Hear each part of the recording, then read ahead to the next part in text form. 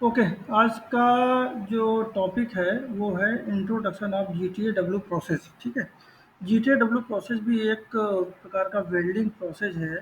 इसे gas tungsten arc welding process बोलते हैं। ओके। जो gas tungsten arc welding process है, इस वेल्डिंग प्रोसेस का जो फर्स्ट टाइम इस वेल्डिंग प्रोसेस को यूज़ किया गया था वो 1940 में यूज़ किया गया था। ठीक है, ये आप लोग लिख लो। ठीक है, 1940 में सबसे पहले जीटीएडब्ल्यू प्रोसेस को यूज़ किया जाने लगा। ठीक है। इस ये जो प्रोसेस होता है, जीटीएडब्ल्यू जो प्रोसेस होता है, इसमें क्या होता है, जैसे हम लोगों ने पढ़ा था, आप लोगों को याद होगा, जैसे एसएमडब्ल्यू में क्या होता है कि उसमें जो इलेक्ट्रोड होता है, इलेक्ट्रोड मेल्ट होता है। ठीक है। लेकिन जीटीएडब्ल्यू प्रोसेस में इलेक्ट्रोड मेल्ट नहीं होगा। ठीक है। मेल्ट नहीं इस क्यों नहीं होगा? क्योंकि जीटीएडब्ल्यू प्रोसेस में इलेक्ट्रोड के रूप में क्या यूज़ किया था, टंगस्टन का एक रॉड होता है। ठीक है। उस रॉड को यूज़ किया जाता है। उस रॉड के ज़रिए आर्क डेवलप की जाती है वर्कपीस के बीच में और उस टंगस्टन इलेक्ट्रोड के बीच में। और मेल्टिंग करने के लिए, फिलर मेटल डिपोजिशन करने के लिए एक अलग से रॉड का यूज़ किया जाता है, एक अलग से फिलर मेटल यूज़ किया जाता है। ठीक है। जिसको जब टंगस्टन और जोड़े जाने वाले पीस के बीच में जब आर्क बन जाती है, तो तो उसके बाद उस फिलर मेटल को धीरे-धीरे उस आर्क में मेल्ट किया जाता है। ठीक है? यहाँ तक किसी का कोई क्वेश्चन है?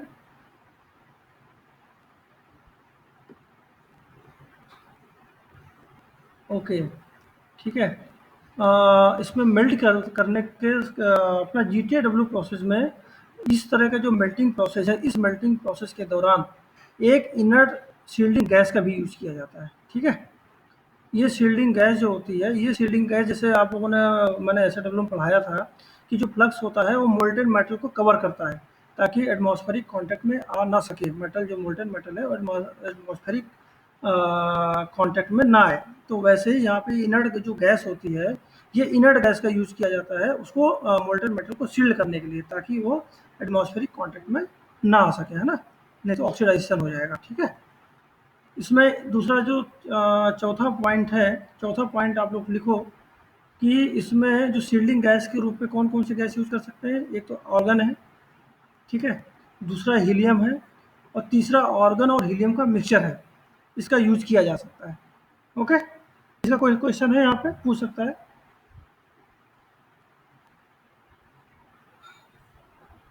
किसी का, एनीबॉडी, कोई है जिसका क्वेश्चन है कि आर्गन हीलियम ही क्यों यूज़ करते हैं?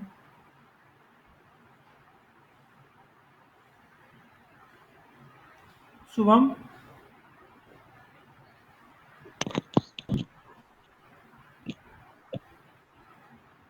ओके। विष्णु, आपका कोई क्वेश्चन है यहाँ पे? No sir. चलो ठीक है, जहाँ पे क्लियर नहीं होगा वहाँ पे आप क्वेश्चन करो। क्वेश्चन करने के लिए बिल्कुल आपको आपका जो क्वेश्चन का आंसर है बिल्कुल यहाँ पे मिलेगा, पर्टिकुलर टॉपिक से रिलेटेड है। ठीक है। ओके। अब जो नेक्स्ट पॉइंट है, नेक्स्ट पॉइंट में जो टंक्शन इलेक्ट्रोड है, टंक्शन इलेक्ट्रोड का साइज या डाया ये होता है 0.5 से 6.5 mm का डाया होता है टंक्शन इलेक्ट्रोड का। ठीक है। तो इसमें क्वेश्चन एक ये था, अभी जैसे रवि ने पूछा था एक क्वेश्चन जो पहली क्लास की थी कि टंक्शन इलेक्ट्रोड का ही क्यों यूज़ करते हैं। तो एक्चुअली टंक्शन इलेक्ट्रोड का जो मेल्टिंग पॉइंट होता है ना, वो मेल्टिंग पॉइंट बहुत ज़्यादा होता है। तो इतने ज़्यादा मेल्टिंग पॉइंट की वजह से वेल्डिंग के दौरान टंक्शन इलेक्ट्रोड मेल्ट नहीं होता है। ठीक है। क्योंकि हमें इस प्रोसेस में क्या करना होता है, टंक्शन इलेक्ट्रोड को मेल्ट नहीं करना है, हमें फिलर वायर को मेल्ट करना है। इसके लिए हम लोग टंक्शन इलेक्ट्रोड का यूज़ करते हैं। ठीक है। इसी में आगे लिखा हुआ ना, see additional filler wire wire also used for deposition in the weld groove. ठीक है। तो जो मैंने आपको फिलर वायर के बारे में जो बताया है वो फिलर वायर वही है। ठीक है। इसके बारे में भी, फिलर वायर कैसा होता है वो भी मैं आपको दिखाऊंगा। ठीक है। इसमें एक एग्जांपल आप लिख सकते हो, फिलर वायर का एग्जांपल आप लोग लिखो। फिलर वायर का एग्जांपल जैसे ER70S2 लिख लिया सब लोगों ने? आज किसी की आवाज़ नहीं आ रही है। Yes sir. ओके। हाँ, ER70S2 ये फिलर वायर का एक टाइप है, उसका एग्जांपल है। ठीक है। जो फिलर वायर होता है, हाँ, जो फिलर वायर जो होता है वो फिलर वायर हमेशा ER से स्टार्ट होगा। ठीक है। और इलेक्ट्रोड जो स्टार्ट होता है वो हमेशा ई से स्टार्ट होता है। ये चीज़ ध्यान रखना है, ठीक है। फिलर वायर यूज़ किया जाता है GTAW जैसे प्रोसेस में, ठीक है। और जो इलेक्ट्रोड होता है वो जैसे SMW प्रोसेस है, इस तरह के प्रोसेस में इलेक्ट्रोड का यूज किया जाता है, ठीक है। अब इसमें नेक्स्ट पॉइंट है कि इसमें 5 एम्पियर से 650 एम्पियर तक का करंट यूज किया जा सकता है इस प्रोसेस में, ठीक है। ये भी आप लोग लिख लो, लिखो आप लोग। करंट जो है 5 एम्पियर से 650 एम्पियर तक, ठीक है। और जो इसका दूसरा पॉइंट है कि अगर करंट 100 एम्पियर से ज़्यादा अगर हो रहा है वेल्डिंग के दौरान, अगर ज़्यादा 100 एम्पियर से ज़्यादा अगर यूज़ किया जा रहा है तो वाटर कूल्ड टॉर्च का यूज़ किया जाएगा, ठीक है। वाटर कूल्ड टॉर्च का यूज़ क्यों किया जाता है? क्योंकि जब 100 एम्पीयर का जब करंट आप यूज़ करोगे तो उससे हीट बहुत ज़्यादा जनरेट होगा, तो उससे क्या होगा, आपका जो आपका जो ये टॉर्च है, टॉर्च में इलेक्ट्रोड या टंगस्टन इलेक्ट्रोड तक जो करंट पहुंचता है, करंट कॉपर केबल के माध्यम से पहुंचता है, और कॉपर केबल का अपना एक रेजिस्टेंस होता है, तो वो रेजिस्टेंस इतना ज़्यादा हो जाता है कि आपका कॉपर केबल मेल्ट हो जाएगा, ठीक है। तो उसको मेल्ट होने से बचाने के लिए वाटर कूल्ड ये टॉर्चेस का यूज़ किया जाता है, जिसमें क्या होता है, वाटर सर्कुलेशन होता है ना। वो नीचे दिखा रहा हूँ मैं आपको। जैसे यहाँ पे आप देख रहे हैं, ये फिगर खुल गया सबके सामने, सबके सामने खुल गया ना ये फिगर? Yes sir. हाँ, अब इस पहले हाँ, ये पहले फिगर में आप देख रहे हो। हाँ, म्यूट करो बेटा। पहले फिगर में आप देख रहे हो कि इसमें यहाँ पे ये टॉर्च आपकी दिख रही है, ये टॉर्च दी गई है, ठीक है, ये टॉर्च है, ठीक है। इस टॉर्च में यहाँ पे देखोगे नीचे ये टंगस्टन इलेक्ट्रोड है, ओके। और ये टंगस्टन इलेक्ट्रोड से ये जो वायर है, ये वायर, एक वायर आपका जा रहा है किसमें, पावर सोर्स में, ये देखो पावर सोर्स में, ठीक है। और इसी पावर सोर्स से एक जो वाटर टैंक यहाँ पे दिख रहा है, इस वाटर टैंक से एक पाइप पंप के सहारे ये भी पावर सोर्स में जा रहा है, और दूसरा टॉर्च का जो दूसरा पाइप है वो वाटर टैंक में जा रहा है, ठीक है। तो इसमें क्या होता है कि पंप के सहारे जो पानी है वो पानी जाता है पावर सोर्स में, और पावर सोर्स से जाता है टॉर्च में, टॉर्च में जाएगा, ठीक है। और फिर टॉर्च को ठंडा करते हुए, उसकी वाटर कॉपर केबल को ठंडा करते हुए, और दूसरी साइड से दोबारा वो पानी टैंक में चला जाएगा, ठीक है। तो इससे क्या होगा, इससे आपका कंटिन्यूअस हीट ट्रांसफर होता रहेगा, और जो टॉर्च है आपका, टॉर्च आपका वो ठंडा हो जाएगा, मेल्ट नहीं होगा कॉपर का केबल, ठीक है। ओके, यहाँ तक किसी को कोई डाउट है? किसी का कोई डाउट? अगर किसी का कोई डाउट है तो, सही। हाँ कोई डाउट है तो पूछो भाई, इतना चुप नहीं रहना है, ठीक है। मैं तो मुझे लगेगा कि आप लोग सब लोग एक एक करके लेफ्ट हो गए। चलो ठीक, हाँ, चलो ठीक है, ओके। आगे बढ़ते हैं। अब इसमें इस फिगर में देखोगे, ये पावर सोर्स के बगल में एक सिलेंडर आपको दिखाई दे रहा है, ये सिलेंडर है, ठीक है। ये सिलेंडर इनर्ट गैस का सिलेंडर है, जो मैंने आपको बताया ना, ऑर्गन है या हीलियम है या उसका मिक्सचर है, तो वो मिक्सचर इसी सिलेंडर के अंदर भरा होता है। आप पूछो, कोई क्वेश्चन है?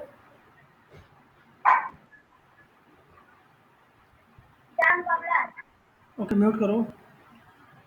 ओके, तो ये सिलेंडर में जो गैस भरी होती है, ये गैस, जो ये रेगुलेटर दिख रहा है आप लोगों को, इस रेगुलेटर के द्वारा इस पावर सोर्स से कनेक्टेड होता है, ठीक है।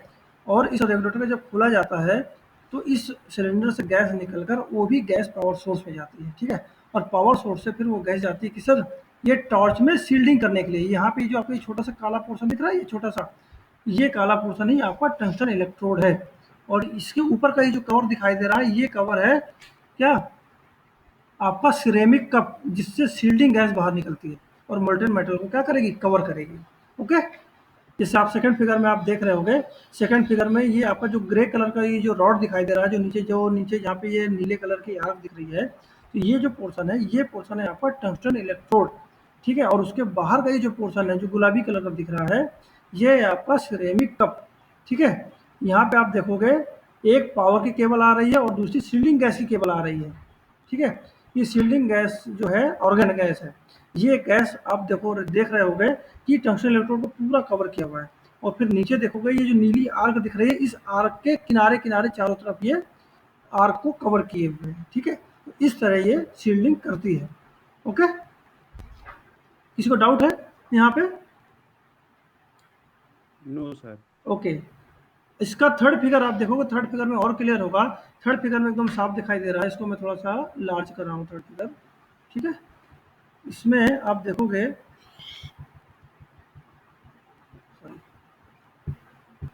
हाँ, थर्ड फिगर में आप देखोगे ये टंगस्टन इलेक्ट्रोड आपको एकदम साफ-साफ दिखाई दे रहा है। इसके ऊपर ये सिरेमिक कप दिखाई दे रहा है, ठीक है? और ये जो पोर्शन जो ऐसा ये बादल ऐसा दिखाई दे रहा है, ये गैस है, ठीक है? शील्डिंग गैस, यहाँ पे देखो शील्डिंग गैस लिखा भी हुआ है। ये शील्डिंग गैस है, ये शील्डिंग गैस इस पूरी आर्क को और मोल्टेन मेटल को पूरी तरह से कवर करके रखती है, ताकि क्या होगा, आपका जो मोल्टेन मेटल है, वो एटमॉस्फेरिक कॉन्टैक्ट में ना आए, नहीं तो क्या होगा, ऑक्सीडेशन होगा और आपका जो मेटल है, वो मेटल आपका खराब हो जाएगा, ठीक है, ऑक्सीडाइज हो जाएगा। ओके। अभी फिलर मेटल देखो कैसे फिलर मेटल को इसमें फिलअप किया जाता है, वो आप देख सकते हो, पहले फिगर में भी दिया हुआ है और ये दूसरे फिगर में भी दिया हुआ है। इसको भी थोड़ा मैं लार्ज कर रहा हूँ। ओके। ये दूसरे फिगर में आप देखोगे, इसमें ये साइड से देखो, ये फिलर रॉड लिखा हुआ है, फिलर रॉड दिख रहा है यहाँ पे।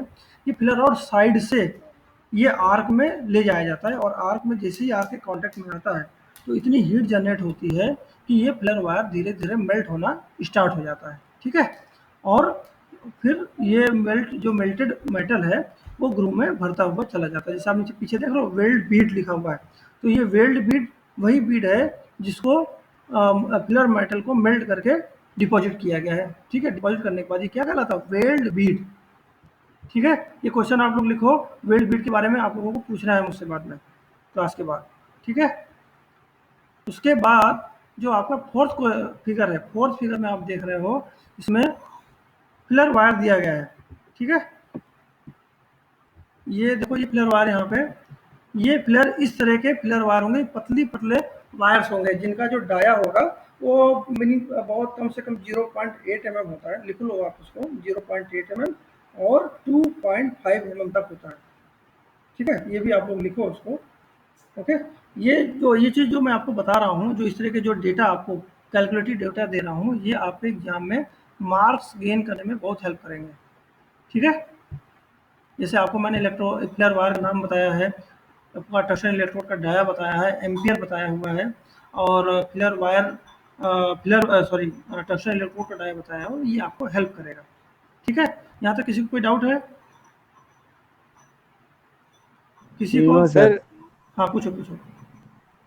सर वो गैस का कुछ प्रेशर होता होगा पर गैस का प्रेशर, हाँ, गैस का प्रेशर रहता है। गैस जैसे मैंने आपको बताया था ना कि आपका जब ऑक्सीजन वेल्डिंग में जो गैस होती है, वो गैस एक निश्चित प्रेशर पे ही स्टोर की जाती है, ठीक है? तो वैसे इसमें भी आर्गन भी है, आर्गन भी ऐसे मेरे ख्याल से एग्जैक्टली मुझे याद नहीं, बट शायद 110 बार है, ठीक है? मैं इसको कंफर्म करके बताता हूँ अभी आपको, ठीक है? 110 बार है, ऐसे कुछ है प्रेशर उसका, ठीक है? उस प्रेशर में गैस को yes sir yes sir. Store किया जाता है उसको, ठीक है?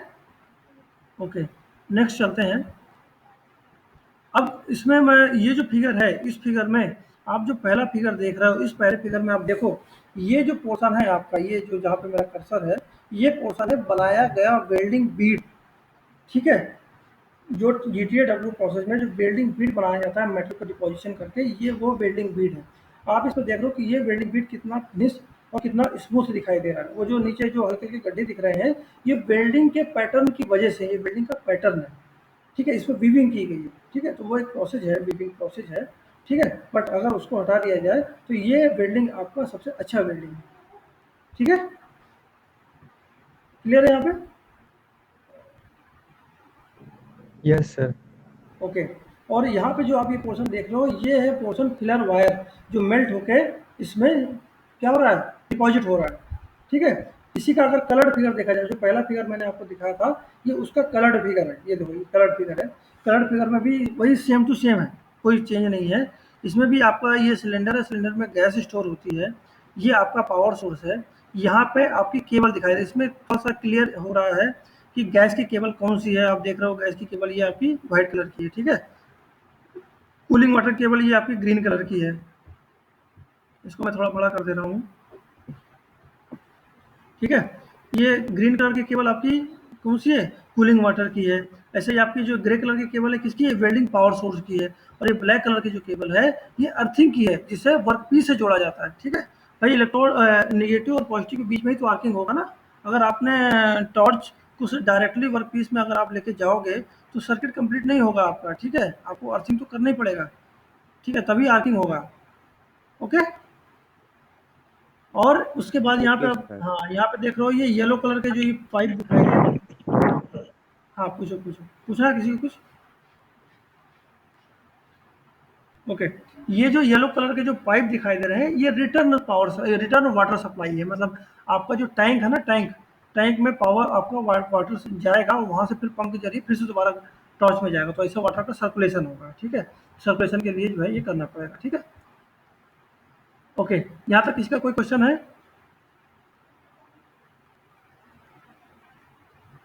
ओके चलो ठीक है, आगे बढ़ते हैं। आगे इसमें क्या होता है, पावर सोर्स किस टाइप का होता है इसमें? एसी और डीसी दोनों तरह के पावर सोर्स का यूज कर सकते हैं। ठीक है, ये भी आप लोग लिखो, ये भी एग्जाम के लिए इंपॉर्टेंट है। एसी और डीसी दोनों तरह का पावर सोर्स यूज किया जा सकता है। और जो डीसी पावर सोर्स होगा, डीसी पावर सोर्स में इलेक्ट्रोड हमेशा नेगेटिव रखा जाएगा। ठीक है, क्यों रखा जाएगा नेगेटिव? क्योंकि डीसी पावर सोर्स में बहुत ज़्यादा हीट जनरेट होगी, तो उससे आपका इलेक्ट्रोड मेल्ट होने के चांसेस बढ़ जाते हैं। तो हमें इलेक्ट्रोड, जो टंक्शन इलेक्ट्रोड है, वो हमें मेल्ट नहीं करना है, हमें केवल फिलर वायर मेल्ट करना है। ठीक है, तो जब आपका इस अवस्था में, इस कंडीशन में, DCEN की कंडीशन में आपका जो वर्क पीस होगा वो पॉजिटिव होगा, तो उस केस में आपका वर्क पीस भी मेल्ट होगा। फिलर वायर तो मेल्ट होगा ही होगा, प्लस आपका वर्क पीस भी मेल्ट होगा। ठीक है, ये भी चीज़ आप लोग लिख सकते हो। ठीक है, नेक्स्ट पॉइंट है DCEP कहाँ पे यूज करते हैं? DCEP यूज करते हैं एल्यूमिनियम और मैग्नीशियम वेल्डिंग के दौरान। जब एल्यूमिनियम या मैग्नीशियम का वेल्डिंग आप लोग करोगे तो उसमें DCEP पावर सोर्स का यूज किया जाता है। उसमें आपका जो इलेक्ट्रोड होगा वो पॉजिटिव होगा, क्योंकि उसमें एल्यूमिनियम का जो मेल्टिंग पॉइंट होता है या मैग्नीशियम का जो मेल्टिंग पॉइंट होता है वो कम होता है। तो उस केस में आप जो एम्पियर सर लो, सर DCP क्या होता है? हाँ ये DCEP, हाँ बराबर बराबर बिल्कुल, इसमें लिखो DCEP का मतलब है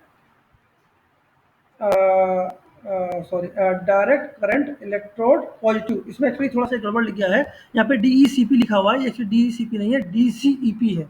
ठीक है, ये ओ, टाइपिंग मिस्टेक हुई है मुझसे। ठीक है, ये DCEP है, डायरेक्ट करंट इलेक्ट्रोड पॉजिटिव। ठीक है, और DCEN का मतलब है direct current electrode negative. Okay, ये चीज़ आप लोग लिख लो। ठीक है, ओके सर। हाँ एग्जाम में जब आप लिखोगे तो DCEN आप लिखो, फिर उसके बगल में बोल्ड मार्कर से लिखो डायरेक्ट करंट इलेक्ट्रोड निगेटिव या इलेक्ट्रोड पॉजिटिव। ठीक है, और उसको बोल्ड मार्कर से लिखो। यस। ठीक है, हाँ, तो वो आपको अच्छा रिफ्लेक्ट करेगा एग्जामिनर के सामने। ठीक है, उसके बाद नेक्स्ट पॉइंट जो है, अच्छा इसमें चीज़ मैं बता रहा था, एल्यूमिनियम और मैग्नीशियम को वेल्डिंग करते समय DCEP पावर सोर्स का यूज़ किया जाता है। उसका रीज़न ये है कि एल्यूमिनियम और मैग्नीशियम का जो मेल्टिंग पॉइंट होता है वो काफ़ी कम होता है। उस केस में आप एम्पियर भी कम यूज़ करोगे। ठीक है, और दूसरा क्या है कि कैथोडिक क्लीनिंग एक प्रोसेस होता है। ठीक है, वो कैथोडिक क्लीनिंग भी DCEP प्रोसेस में होता है, अपने आप होता है। तो आपका जो एल्यूमिनियम और मैग्नीशियम का जो वेल्डिंग है वो काफ़ी साफ सुथरा मिलता है। ठीक है, इसकी वजह से ये प्रोसेस अपनाया जाता है, DCEP एल्यूमिनियम और मैग्नीशियम प्रोसेस में यूज किया जाता है। ठीक है, नेक्स्ट पॉइंट है आर्क इनिशिएशन जो होता है वो जनरली कैसे होता है? जो आपकी वर्कशॉप में जो मशीनें होंगी, तो उस मशीनों में जो आर्क इनिशिएशन होता है उसके लिए ग्रेफाइट ब्लॉक का यूज़ किया जाता है। ठीक है, बट एक्चुअल में जो इंडस्ट्रीज में जो मशीनें यूज हो रही हैं उसमें ग्रेफाइट ब्लॉक की जरूरत नहीं पड़ती है।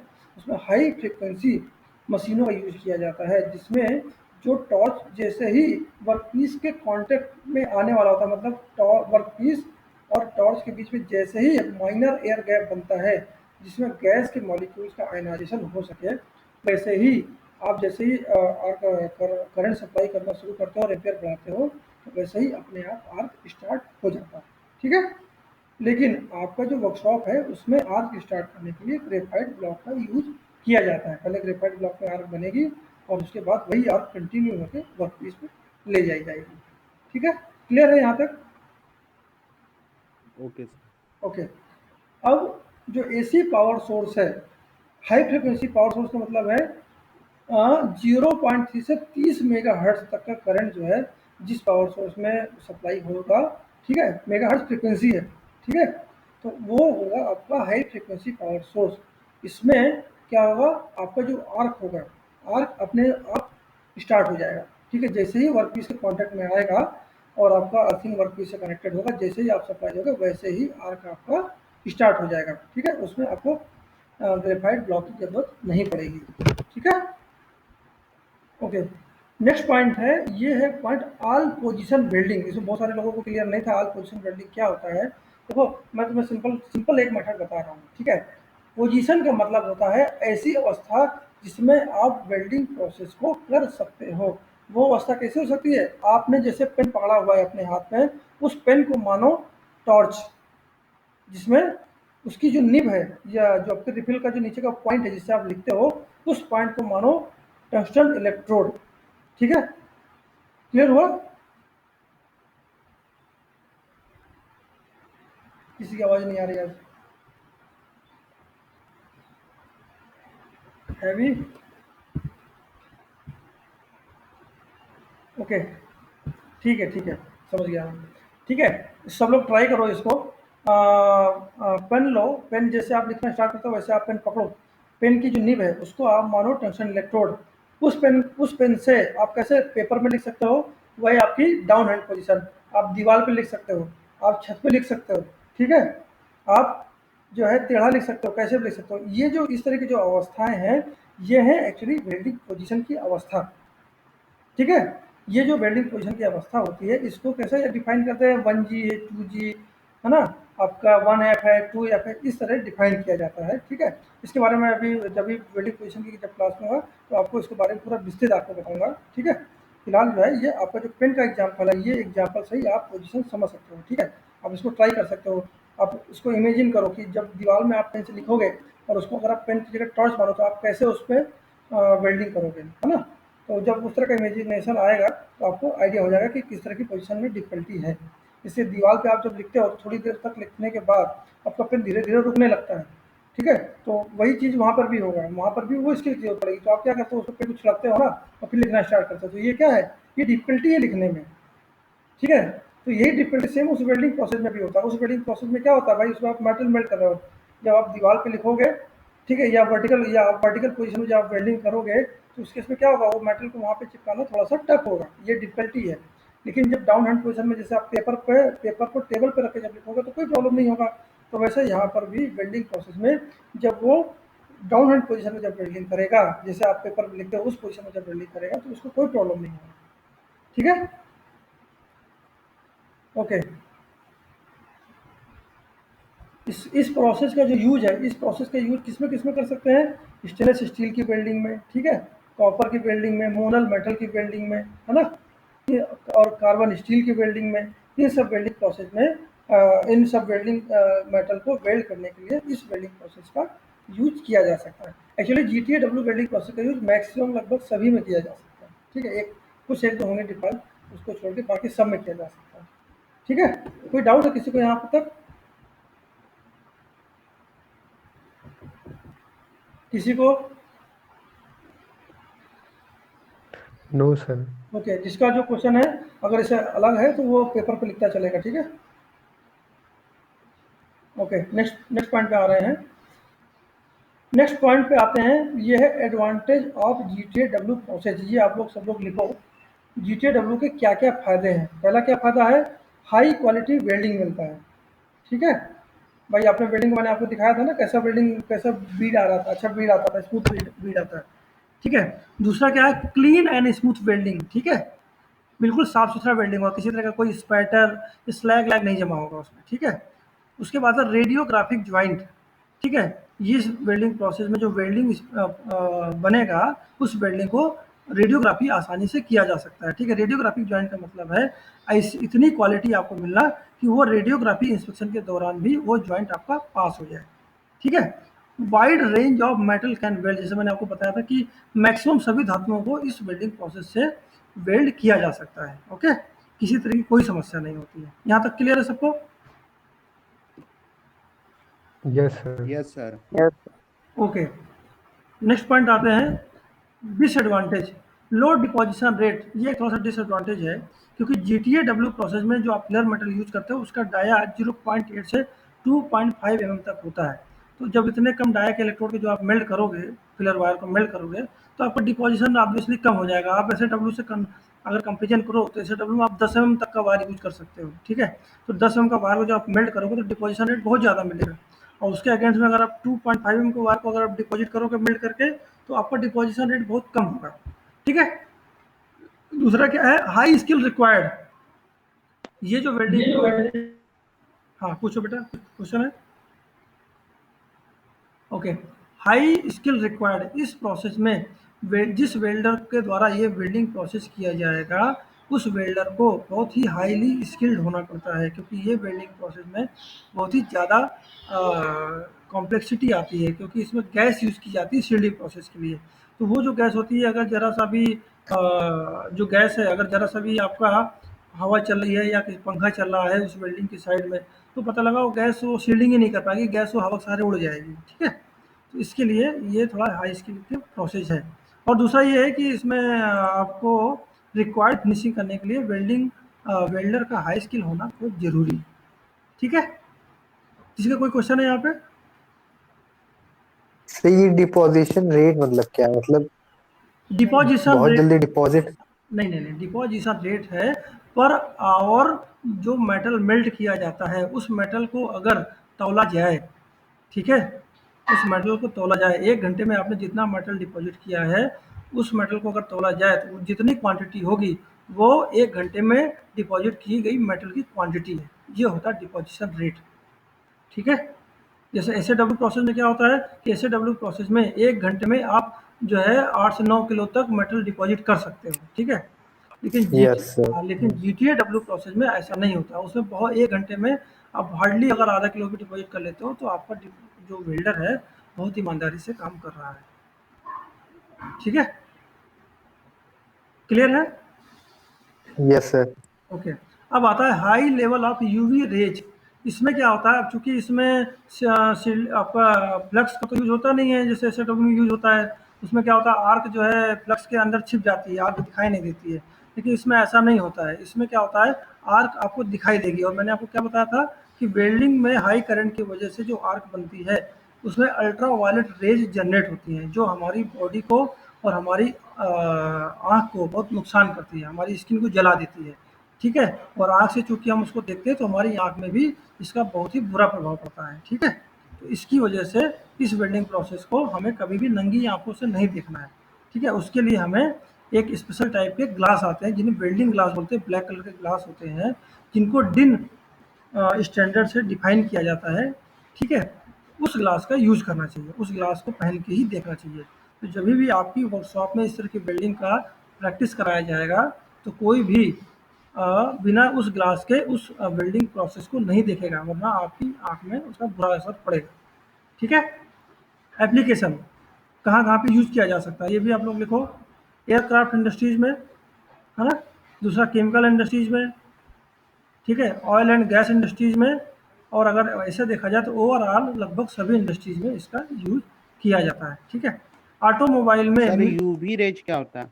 यूवी रेज होता है ultra violet rays, ultra violet rays, जिससे आप नोट चेक करते हो ना, बैंकों में जो नोट चेक किया जाता है कि असली है कि नकली है, यस सर। हाँ वही होता है अल्ट्रा वायलेट रेज, ठीक है। अरे वो सॉरी, वो नहीं, जिस जो आपका अभी आजकल ये कोरोना को ख़त्म करने की अल्ट्रा वायलेट मशीनें आ गई हैं ना, इसमें रेज डाल के आपका जीवाणुओं को नष्ट किया जाता है, ठीक है। Yes sir. हाँ वो देखा है आपने, ब्लू कलर की रेज निकलती है उसमें, वो जिस जिस सरफेस पे गुजरती है उस सरफेस के जितने भी जीवाणु होते हैं वो अपने आप मर जाते हैं। तो कैसे मर जाते हैं, अल्ट्रा वायलेट रेज उन जीवाणुओं को जला देती है, ठीक है। जैसे हमारी स्किन जब अल्ट्रा वायलेट रेज के कांटेक्ट में आती है तो उस स्किन की जो ऊपरी सरफेस है वो पूरी जल जाएगी आपकी, ठीक है। और फिर थोड़ी देर बाद वो लाल पड़ जाएगी, और 1-2 दिन बाद जब जलन होगी, जलन होने के बाद जब 1-2 दिन बाद जलन खत्म होगी तो स्किन आपकी धीरे धीरे निकलना शुरू हो जाएगी, ठीक है। तो इसका क्या मतलब है कि आपकी स्किन को उसने जला दिया। और जो छोटे छोटे जर्म होते हैं तो उनमें स्किन होती कहाँ, वो तो छोटे से होते हैं, अगर इतनी अल्ट्रा वायलेट रेज पड़ गई तो मर ही जाएंगे वो, ठीक है। ओके। Okay sir.